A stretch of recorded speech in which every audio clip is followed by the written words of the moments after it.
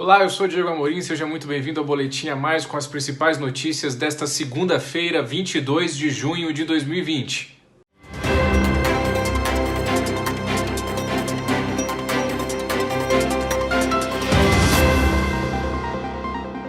Começo com a informação de que o advogado Frederico Wassef, dono da casa onde foi preso Fabrício Queiroz, continua dizendo que Queiroz não era um foragido quando foi preso lá no seu sítio em Atibaia. O antagonista conversou com Miguel Reale Júnior sobre esse assunto e ele explicou que o artigo 348 do Código Penal descreve a conduta de auxiliar autor de crime a subtrair-se da ação de autoridade, dizendo, portanto, que o Wassef pode ter cometido crime ao ajudar Queiroz, mesmo sem ele ser foragido, pelo menos é a opinião do jurista Miguel Reale Júnior. Ele disse, abro aspas, Fabrício Queiroz havia dado endereço falso e teria sido orientado a não se apresentar.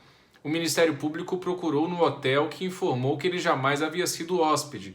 Assim, o crime de favorecimento pessoal consiste em auxiliar que o autor do crime não seja alcançado fisicamente pela ação da autoridade. Dessa forma, não se afasta a possibilidade do crime de favorecimento pessoal a ser examinada pelo Ministério Público e pela OAB, fecho aspas, para Miguel Reale Júnior e a opinião dele sobre a atuação de Frederico Wassef nesse caso envolvendo o Queiroz. Flávio Bolsonaro, que na noite de ontem, domingo, anunciou que o Wassef não é mais o seu advogado de defesa, decidiu que agora será defendido pelo ex-advogado de Sérgio Cabral, o Rodrigo Roca, que assim sucede Frederico Wassef no caso das investigações envolvendo Flávio Bolsonaro e o esquema de rachadinha quando ele era deputado estadual lá na Alerj. Vamos em frente, informação do César Feitosa, repórter do Antagonista em Brasília, de que o secretário de Educação do Paraná, o Renato Feder, viajará a Brasília amanhã, terça-feira, para se encontrar com Jair Bolsonaro. O secretário é o mais cotado para assumir o Ministério da Educação. Só lembrando, Abraham Weintraub saiu do MEC, já está nos Estados Unidos no finalzinho da semana passada. Ele viajou aos Estados Unidos ainda usando o passaporte diplomático de ministro e lá chegando, então, a sua exoneração do cargo foi publicada aqui no Brasil.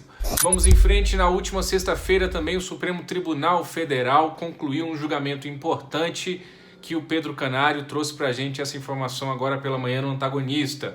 O STF decidiu que o crime de desacato a servidor público é constitucional e não restringe a liberdade de expressão. O STF concluiu na sexta-feira esse julgamento, como eu disse, tratava-se de uma ação do Conselho Federal da OAB que pedia a extinção desse crime, o fim desse crime, criado no Brasil em 1941. Ainda no âmbito jurídico, vale destacar declarações de Luiz Fux, ministro do STF, em um debate virtual na manhã desta segunda-feira sobre o papel do judiciário na retomada do país após a pandemia da Covid-19. Para Fux, o STF tem que podar, nas palavras dele, quem viola direito à saúde. Abro aspas. Esses órgãos determinam distanciamento social, isolamento em alguns lugares e políticas de saúde que foram absolvidas, de uma forma ou de outra, pelas unidades federadas. O STF não exonerou o Executivo Federal de suas incumbências. Pelo contrário, reforçou competência dos executivos, disse também Fux, rebatendo aí Jair Bolsonaro, que a todo instante diz que o Supremo Tribunal Federal decidiu que ele não pode fazer nada em meio à pandemia da Covid-19, atribuindo assim responsabilidade exclusiva praticamente a prefeitos e governadores, o que não é uma verdade. Luiz Fux precisa mais uma vez reafirmar isso nesse debate da manhã de hoje.